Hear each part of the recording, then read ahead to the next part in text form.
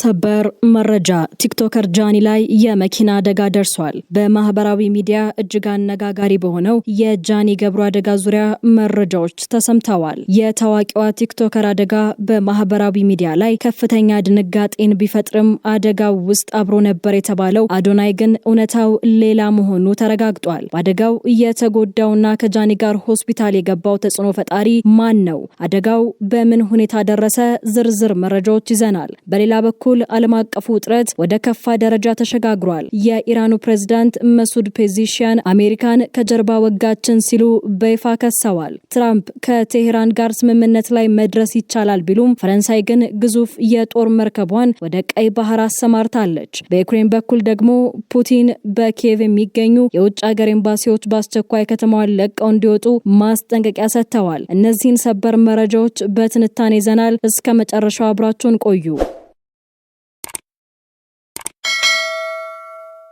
በኢትዮጵያ የቲክቶክ መድረክ ላይ ጃኒ በሚለው መጠሪያዋ የምትታወቀውና በመቶ ሺዎች የሚቆጠሩ ተከታዮች ያላት ስመኝ ገብሩ ትላንት ምሽት በደረሰባት ድንገተኛ የትራፊክ አደጋ ምክንያት በአሁኑ ሰዓት ሆስፒታል ገብታ የሕክምና እርዳታ እየተደረገላት ይገኛል። ጃኒ በማህበራዊ ሚዲያ ላይ በተለይም በቲክቶክ በሚያዝናኑና አንዳንዴም አከራካሪ በሆኑ ይዘቶቿ የምትታወቅ የበርካታ ወጣቶችን ትኩረት የሳበች ተጽዕኖ ፈጣሪ ናት። የእሷ አደጋ መድረስ ዜና እንደተሰማም የማህበራዊ ሚዲያው ዓለም በድንጋጤና ባልተረጋገጡ ወሬዎች ተሞልቶ ሰንብቷል። መጀመሪያ ላይ የወጡ መረጃዎች አደጋው የደረሰው በጃኒና በሌላው ተወዳጅ ቲክቶከር አዶናይ ወንድም ላይ እንደሆነ በስፋት ቢወራም በዝርዝር የተደረጉ ማጣራቶች ግን በሌላው ተወዳጅ ቲክቶከር አዶናይ ላይ እንደሆነ በስፋት ቢወራም በዝርዝር የተደረጉ ማጣራቶች ግን ሌላ እውነታን ይዘው መጥተዋል። እንዳሁኑ መረጃ ከሆነ አደጋው በደረሰበት ወቅት አዶናይ አብሮ አልነበረም። ይልቁንም ከጃኒ ጋር በአደጋው የተጎዳውና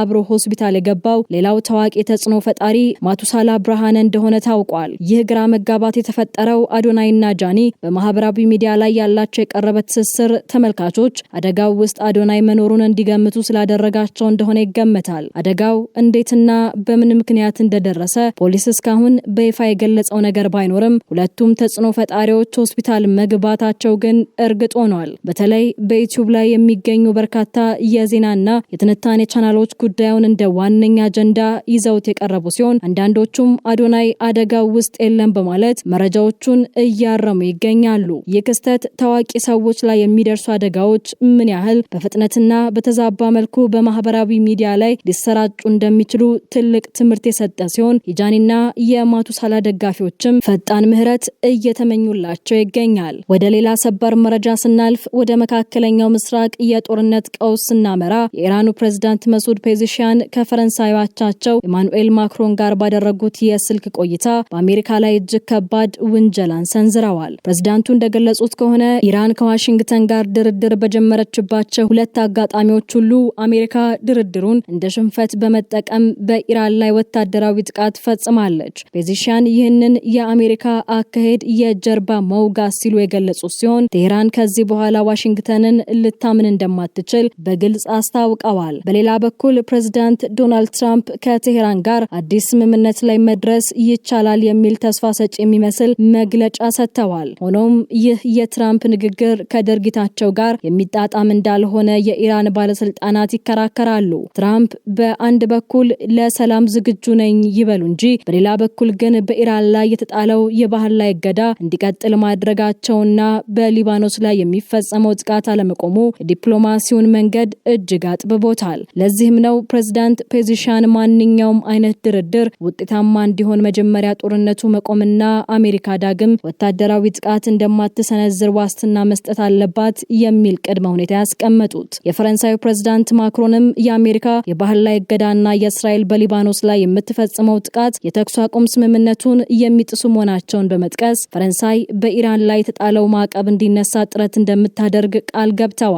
ይህ የሚያሳየው አሜሪካና የአውሮፓ ሀገራት ሀገራት በኢራን ጉዳይ ላይ ያላቸው አቋም እየተራራቀ መምጣቱንና ቀጠናው አሁንም በማንኛውም ሰዓት ሊፈነዳ የሚችል ፈንጂ ላይ መሆኑን ነው። በመካከለኛው ምስራቅ ያለው ወታደራዊ ውጥረት ዛሬ ወደ አዲስ ምዕራፍ ተሸጋግሯል። ላለፉት ሳምንታት የሆርሙዝ ሰርጥን ጥርቅም አድርጎ ዘግቶ የነበረው የኢራን አብዮታዊ ዘብ የአጥቂዎች ዛቻ ተቀንሷል በሚል በሰርጡ በኩል የሚደረገው የንግድ መርከቦች እንቅስቃሴ ደረጃ በደረጃ ደህንነቱ የተጠበቀና የተረጋጋ እንዲሆን እንደሚፈቅድ አስታውቋል። ኢራን ይህንን ውሳኔ ያስተላለፈችው የዓለም አቀፉ መርከብ ካፒቴኖች የቴህራንን የባህር ላይ ደንቦች ለማክበር ፈቃደኛ መሆናቸውን ካሳዩ በኋላ ነው። ይህ እርምጃ በዓለም የነዳጅ ገበያ ላይ ለተፈጠረው ድንጋጤ ጥቂት የመተንፈሻ ዕድል እየሰጠ ቢሆንም የፍጥጫው መልክ ግን ተቀይሯል። የሚገርመው ክስተት ፕሬዝዳንት ዶናልድ ትራምፕ ሆርሙዝን በኃይል ለመክፈት አውጥተው የነበረውን ፕሮጀክት ፍሪደም ለጊዜው ማቆማቸውን መግለጻቸው ነው። ትራምፕ ይህንን የኃይል አማራጭ ያዘገዩት ከኢራን ጋር በጣም ጥሩ ንግግሮች እያደረግን ነው በሚል ቢሆንም በውስጥ በኩል ግን ኢራን መርከቦች የሚያልፉበትን አዲስና ጥብቅ የሆነ የደህንነት ኮሪደር መዘርጋቷ አሜሪካን ወደ ድርድር ጠረጴዛ እንድትመጣ ያስገደዳት ይመስላል። ይህ በእንዲህ እንዳለ አውሮፓዊቷ ሀያል ሀገር ፈረንሳይ ያልተጠበቀ እርምጃ ወስዳለች። ቻርልስ ዲጎል የተሰኘውን ግዙፍ የአውሮፕላን ተሸካሚ የጦር መርከቧን ከጣሊያንና ከሆላንድ የጦር መርከቦች ጋር በመሆን ወደ ቀይ ባህር አሰማርታለች። ፈረንሳይ ይህንን ስምሪት ያደረገችው የአሜሪካና የኢራን የባህር ላይ እገዳ በዓለም ኢኮኖሚ ላይ እያደረሰ ያለው ጉዳት ሊታገስ የማይችል ደረጃ ላይ በመድረሱ ሰርጡን ለማረጋጋት የራሷን የመከላከያ ማዕቀፍ ለመዘርጋት እንደሆነ ገልጻለች። ይህ የፈረንሳይ እርምጃ በአሜሪካና በኢራን ፍጥጫ መካከል እንደ ገለልተኛ አሸማጋይ ለመቆም የታለመ ይሁን ወይስ የምዕራባውያኑን ተጽዕኖ ለማጠናከር በቀጣይ የሚታይ ቢሆንም የሆርሙዝ ሰርጥ ግን አሁንም የዓለም የኃይል ሚዛን መፈተኛ ሆኖ ቀጥሏል። ዓለም ትኩረቷን በመካከለኛው ምስራቅ ላይ ባደረገችበት በዚህ ወቅት በሩሲያና ዩክሬን ግንባር ሌላ ሊፈነዳ የተቃረበ እሳተ ገሞራ እየታየ ነው። ሩሲያ በመጪው ቅዳሜ በሞስኮ ለምታከብረው የድል ቀን ወታደራዊ ሰልፍ ከፍተኛ ጥበቃ እያደረገች ባለችበት በዚህ ሰዓት ፕሬዝዳንት ቭላዲሚር ፑቲን ለዩክሬን መዲና ኬቭ እጅግ አስፈሪ ማስጠንቀቂያን አስተላልፈዋል። ሩሲያ በኬቭ ለሚገኙ የውጭ ሀገር ኤምባሲዎችና ዓለም አቀፍ ተቋማት በላከችው አስቸኳይ መልእክት ሰራተኞቻቸውንና ዜጎቻቸውን ከከተማዋ በአስቸኳይ እንዲያስወጡ አሳስባለች። ይህ የሆነበት ምክንያት ዩክሬን በሞስኮ የድል በዓል ላይ ጥቃት የምትሰነዝር ከሆነ ሩሲያ በኬቭ በሚገኙ የውሳኔ ሰጪ ማዕከላት ላይ የኃይል እርምጃ እንደምትወስድ በይፋ በመዛቷ ነው። የዩክሬኑ ፕሬዝዳንት ቮሎዲሚር ዘለንስኪ በበኩላቸው ሩሲያ ሰብአዊነት የጎደለው ድርጊት እየፈጸመች ነው ሲሉ ከሰዋል። ዘለንስኪ እንዳሉት ከሆነ ዩክሬን ለበዓሉ ሰላማዊ የተኩስ አቁም ብታቀርብም ሩሲያ ግን ባለፉት ጥቂት ቀናት ብቻ ከ1800 በላይ የተኩስ አቁም ጥሰቶችን በመፈጸም 70 ንጹሃንን ገድላለች። ሩሲያ በሱሚ ግዛት በሚገኙ የህፃናት ሙያ ላይ በፈጸመችው የድሮን ጥቃትም ከፍተኛ ጉዳት መድረሱ ተገልጿል። በሌላ በኩል በአውሮፓ ህብረት ውስጥ ለሩሲያ ቅርብ እንደሆኑ የሚታሰቡት የሃንጋሪው ጠቅላይ ሚኒስትር ቪክቶር ኦርባን በቅርቡ በምርጫው መሸነፋቸውን ተከትሎ ያልተጠበቀ እርምጃ ወስደዋል። ሃንጋሪ በቁጥጥር ስር አውላው የነበረውን $82 ሚሊዮን የሚያወጣ የዩክሬን ወርቅና ጥሬ ገንዘብ በሙሉ ለዩክሬን መልሳለች። ይህ እርምጃ በሁለቱ ሀገራት መካከል የነበረውን የሻከረ ግንኙነት ወደ መልካም መስመር ሊመልሰው ይችላል ተብሎ ተስፋ ተጥሎበታል። ሆኖም የሩሲያ ፑሲ ራይት የተሰኘው የጥበብ ቡድን በቬነስ ቢየናሌ የጥበብ ፌስቲቫል ላይ የሩሲያ ጥበብ በዩክሬን ደም እየተጨማለቀ ነው በሚል በፈጸመው የተቃውሞ ትዕይንት ጦርነቱ ከጦር ሜዳ አልፎ ወደ ዓለም አቀፍ የባህልና የጥበብ መድረኮችም ተስፋፍቶ መገኘቱን ያሳያል። ክብራትና ክብሯን ለጃኒና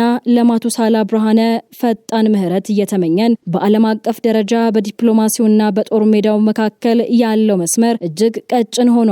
የኢራን ባለስልጣናት አሜሪካን አለማመናቸውና የሩሲያ የድል ቀን ዛቻ ዓለምን ወደማይመለስ ቀውስ እየገፋት ይገኛል። ፈረንሳይ በሆርሙዝ ሰርጥ የጀመረችው ወታደራዊ ስምሪትም የቀጠናውን የኃይል ሚዛን እንዴት እንደሚቀይረው የምንመለከት ይሆናል። ያሁኑን አበቃን። ለቻናሉ አዲስ ከሆናችሁ ሰብስክራይብ በማድረግና የደወል ምልክቷን በመጫን ቤተሰብ ይሁኑን። በሌላ ሰበር መረጃ እስከምንገናኝ ሰላም ቆዩን።